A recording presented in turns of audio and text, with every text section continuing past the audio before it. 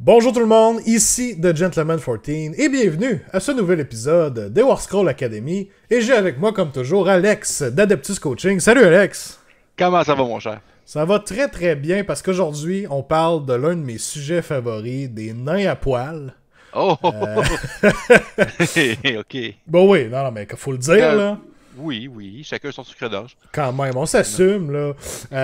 Aujourd'hui, on parle de Fire Slayers. Donc, pas seulement des nains à poil, mais des nains à poil en feu. Donc, c'est important de le mentionner. C'est comme pour compléter, ouais, effectivement. Ben écoute, Ouais. je suis un fan des Dwarfs, moi aussi. Les deux, on a joué cette action-là. Fait que je pense qu'on a quand même beaucoup de bonnes choses à dire sur les Fire Slayers.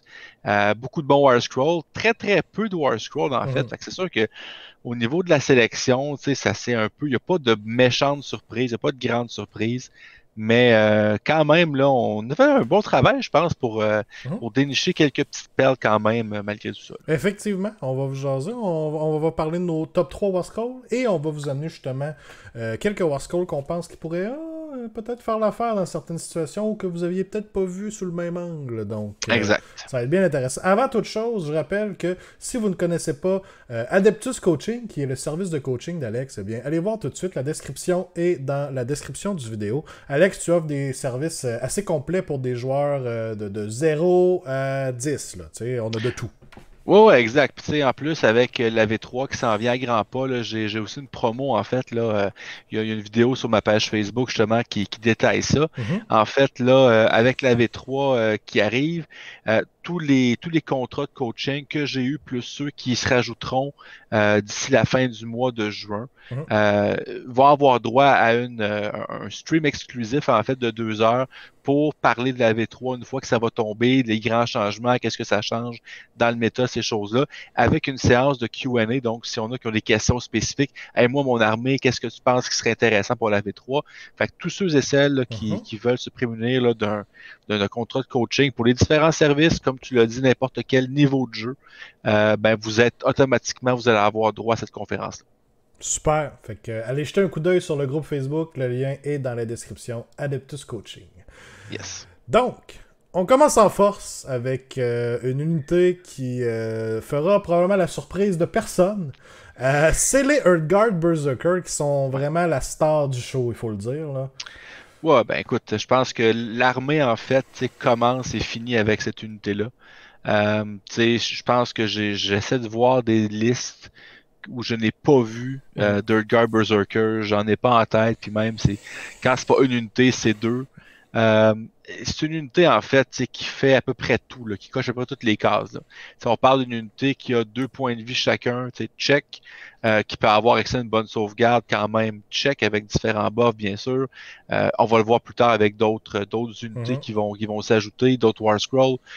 Check, on va avoir aussi une unité qui peut avoir une très très bonne sauvegarde après sauvegarde.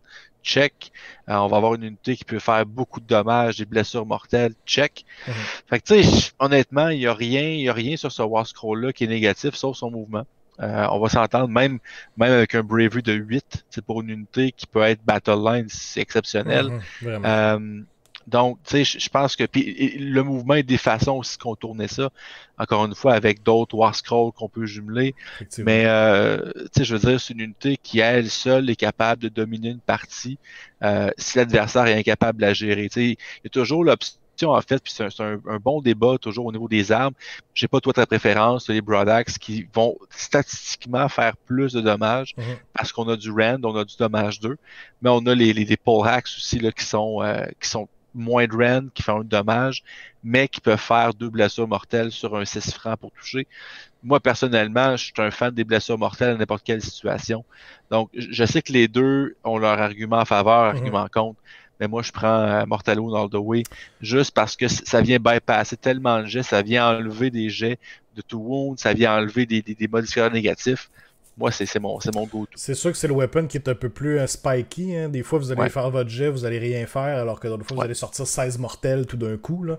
Ouais. Donc, ça peut vraiment différer beaucoup. Mais c'est ça la beauté de la unit, c'est que souvent, vous allez avoir 2 unités de toute façon. Moi, ce que je faisais, c'était de prendre une de Brodax, une de Poleaxe, parce que dans certaines situations, effectivement, des unités qui sont très, très armurées, beaucoup de save, ben là, tu veux les envoyer avec des mortels. Ou je vous donne un exemple, les Séraphons qui réduisent le dégât de 1.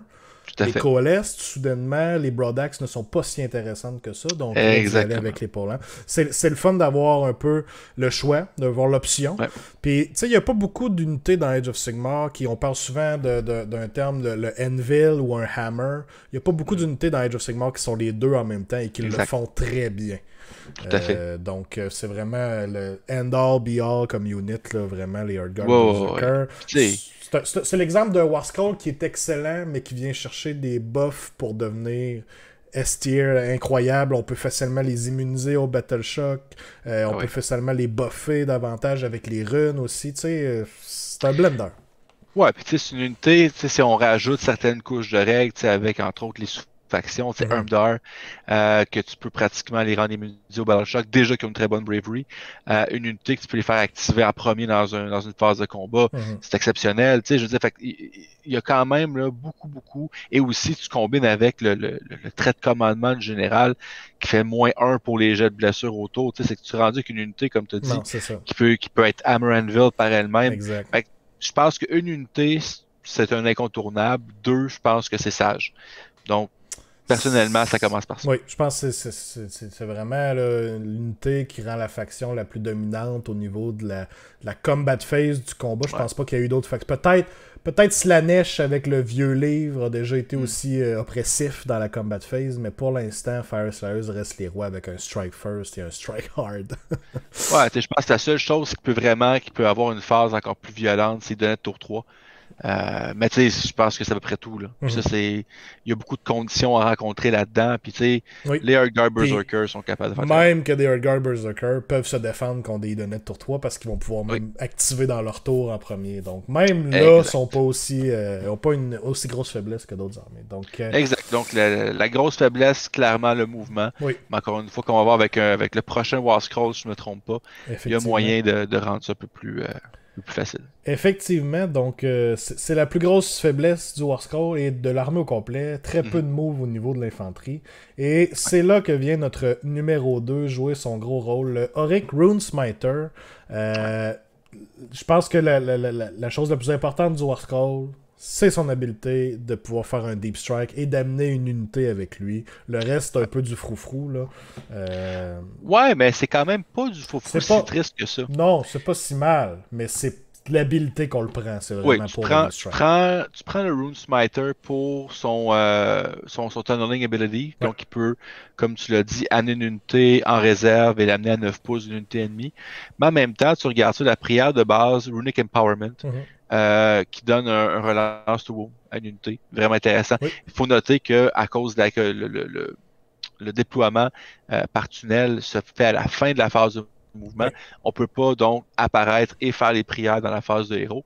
Donc ça, c'est la première ronde de bataille qu'on va faire arriver l'unité.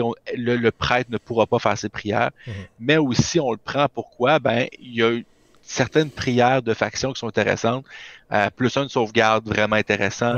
Run and Charge aussi vraiment intéressant. Fait que tu sais, il y a, encore une fois, on rajoute certaines couches de règles, puis ça rend une unité assez intéressante. Un autre combo intéressant que peut-être moins joué parce que généralement les amis sont basés plus sur les Earthguard, mais avec des Auric Earthguard dans l'Ofnir. On va venir plus tard aussi avec les Auric Earthguard, parce qu'on va faire le tour assez rapidement des War Scroll. Il n'y en a pas beaucoup. Mais tu sais, ça peut rendre aussi un autre type d'unité qui Deep Strike vraiment intéressante, mais avec de la portée. Donc l'Ofnir qui va augmenter le to-hit to-wound des unités de Magma Pike, donc des Auric Earthguard. Bref, je pense encore une fois que c'est un must, puis je vais me faire aussi une petite parenthèse, en fait, que j'aurais pu faire avec les Earthguard Berserker, mais que je vais faire aussi avec les Runesmiter. En tant que joueur Caradron, si on joue Barrack Thring, donc on peut avoir une unité sur 4 de l'armée qui est une unité Dwarden, donc peu importe que ce soit Dispossess, Fire Slayer, mais c'est beaucoup de joueurs Thring de façon compétitive, on les voit avec justement un Rune Smiter et 20 Auric Earthguard. Ça vient compenser une faiblesse que les Caradrons ont, donc d'avoir de la résilience, d'avoir une force brute. Avec les Auric ou tu veux dire avec les Earthguard Berserker? Les Earthguard Berserker, ouais. avec les Earthguard Berserker. Oui, tout à fait. Oui, excuse-moi. Non, c'est ça, il a juste passé d'unité pour que je me rappelle des trois. Là. Je voyais les Auric qui shootaient, puis tu disais, ils viennent amener une faiblesse des Caradrons. Non, ça fait exactement la même chose. Non, je vais recommencer en fait. Donc, ça compense avec les Earthguard Berserker, ouais. Un bloc de 20 pour aller faire du dégât, pour aller faire du combat. Oui, c'est vraiment utile. C'est ça. Et le fait de les amener à 9 pouces avec le Rune Smiter, ça fait un peu justement. Puis on peut aussi avoir avec ça, avoir un Ether Chemist avec les Cogs. Donc, pour avoir une charge à 9. Il y a quelques trucs à faire avec ça. Je pense qu'ils rendent vraiment là, la combinaison Earthguard Berserker et Rune Smiter vraiment intéressante. Tout à fait. Tout à fait. Prochain War Scroll, c'est le Battlesmith, une autre pièce assez vitale de l'armée. Ouais. Puis, on aurait pu le mettre, je pense, autant dans la catégorie top 3 que dans la catégorie un petit peu underrated, parce que l'effet du Battlesmith est pas aussi grand que les Earthguard Berserker, est pas aussi grand que le Rune Smiter, mais à mon sens, surtout avec l'arrivée entre autres des Luminettes. Zinj qui est très présent dans le méta, Seraphon, on parle des armées qui sont hautement magiques. C'est pas sur le War Scroll en tant que tel, mais c'est dans les artefacts qu'on peut prendre avec le Battlesmith. Tu sais, déjà, l'habilité de base là, qui s'appelle Icon of Grimnir, qui fait +1 de sauvegarde, déjà en soi, c'est très bien. L'habilité de None shall defile the Icon, donc l'habilité que quand la bannière, le Battlesmith meurt, l'unité autour peut décider, on bougera plus, mais ça arrive jamais parce que c'est extrêmement rare dans Age of Sigmar un scénario où est-ce qu'une unité doit rester toujours en place toute la partie, puis c'est pas quelque chose que je veux faire de toute façon.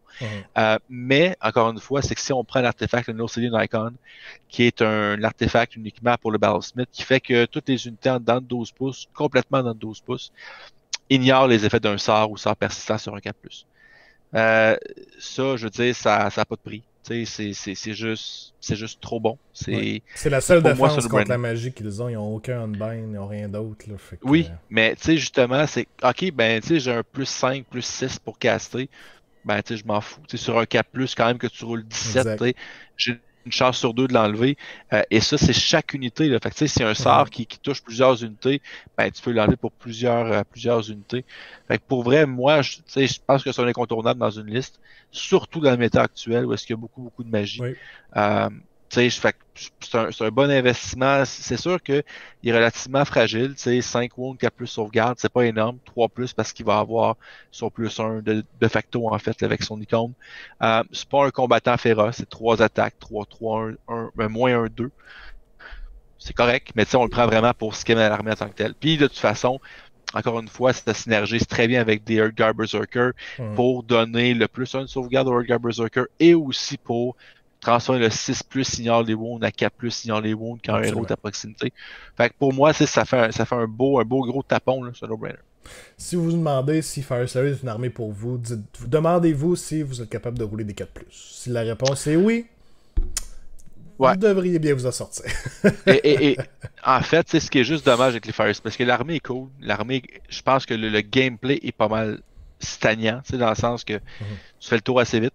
Puis je vais être un peu critique, puis c'est pas du tout mon genre de critiquer ça fait parce que je trouve qu'ils font des excellentes figurines Games Workshop, mais je pense que c'est peut-être la seule armée qui esthétiquement file pas tout à fait sa coche. Les figurines, les Magmadrots sont bien, mais je trouve que la gamme en tant que telle, c'est peut-être la moins belle gamme de Games Workshop. C'est dur de OK, ça c'est-tu une infanterie ou c'est-tu un guard? Non, c'est un volcan. Ah non, c'est un héros. Ils se ressemblent tous un peu. C'est ça qui est difficile. C'est ça, exact. Mais, en tout cas, bref, commentaire éditorial. Next. C'est le top 3 en fait. Fait Earthguard Berserker, Rune Smiter puis Battlesmith. Je pense que c'est 3 excellents War Scrolls qui devraient se retrouver dans n'importe quelle liste d'armées Fire Slayers. Absolument. On va vous montrer quelques War Scrolls aussi qui pourraient venir pimenter votre liste, qui sont pas nécessairement des auto-include, mais qui, je dirais, vont vraiment avoir leur place dans certaines de vos listes. Je commence avec un de mes... J'allais dire Endless Spell, c'est plutôt Magmic Invocation, mais quand même, un de ce genre-là préféré, c'est le Runic Firewall. Le Runic Firewall est important. Puis il faut rappeler que c'est ça, le Rune Smiter et il y a un Rune Master aussi dans l'armée, qui sont prêtres. Et ce sont la bonne version des prêtres. Hein. Ne pas confondre avec les prêtres de Daughters of Cain.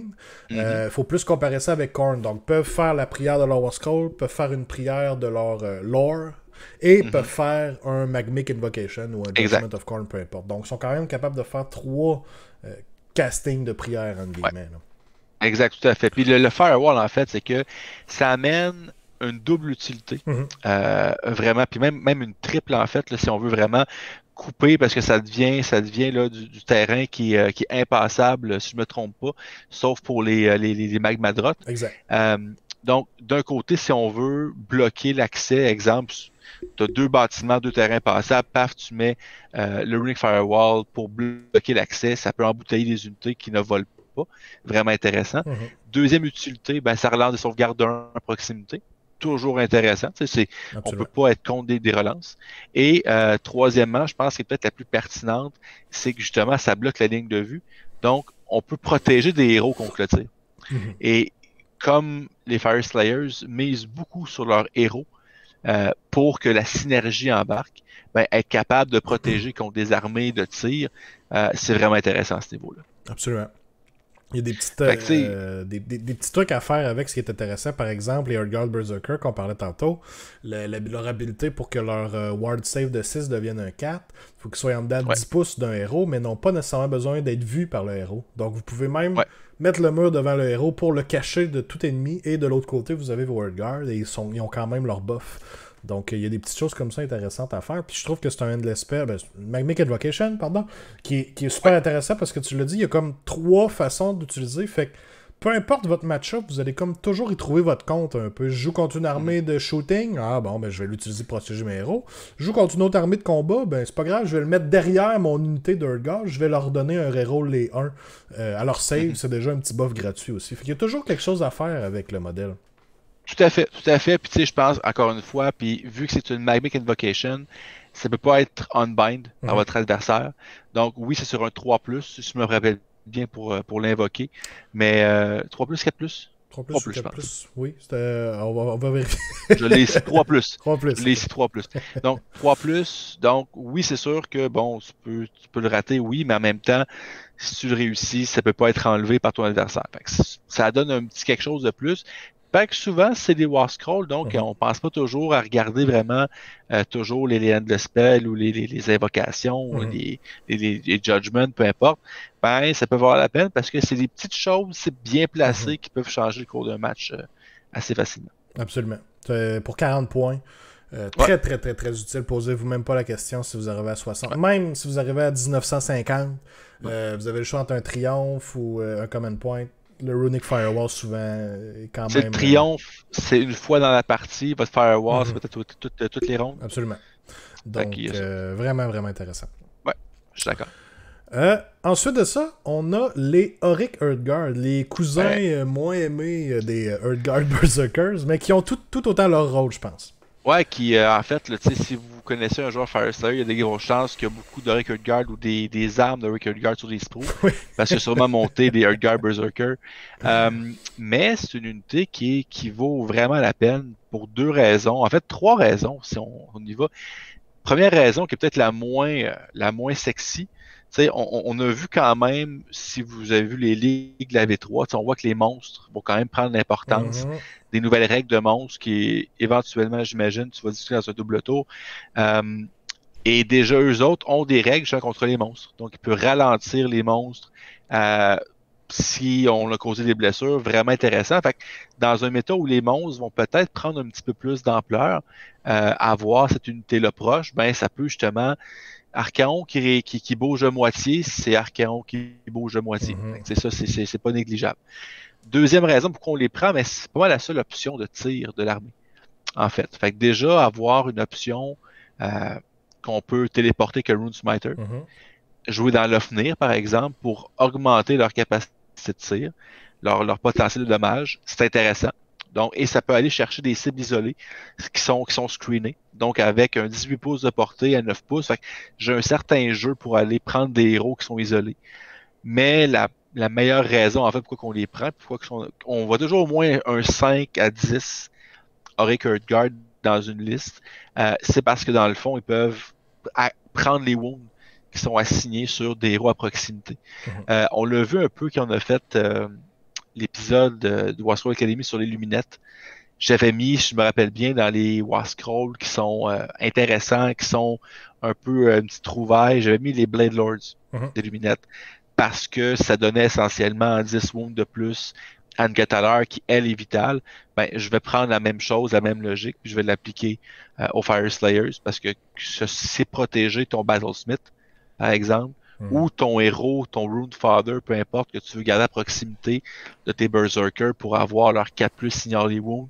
Ben, sniper un héros à 5 points de vie, 4 de save, c'est relativement facile.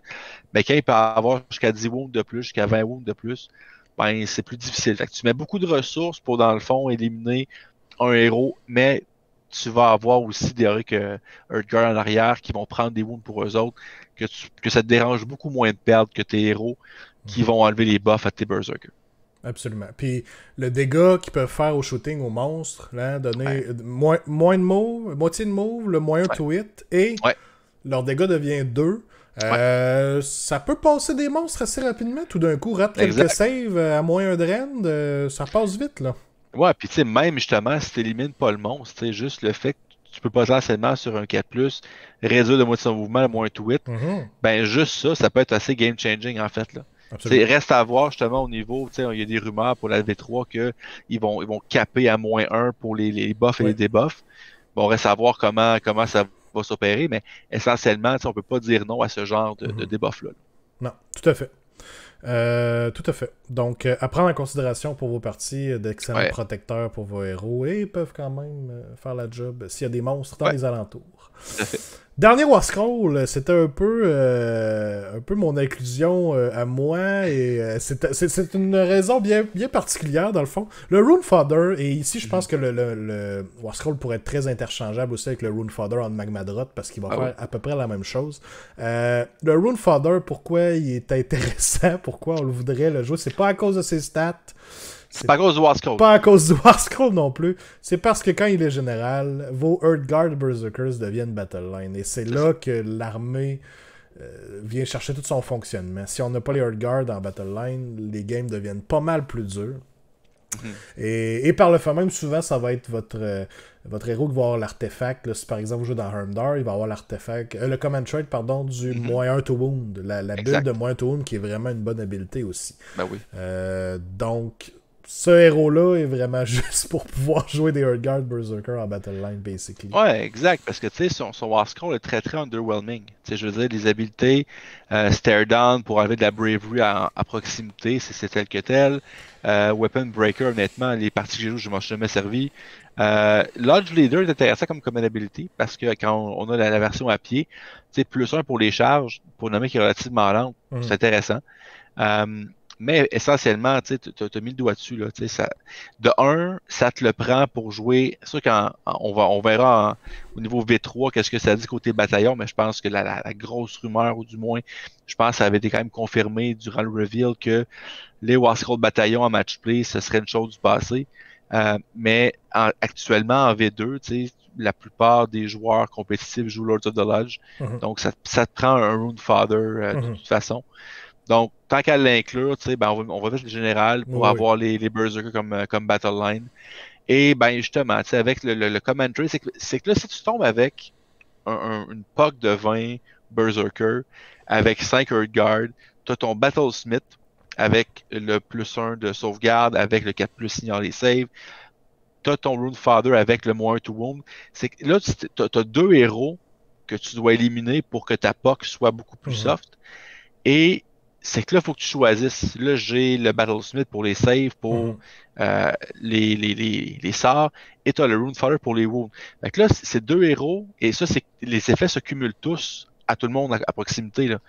Fait que là, tu es rendu avec ces unités-là, plus une sauvegarde, qui a l'espace sur un 4+, moins 2 wounds.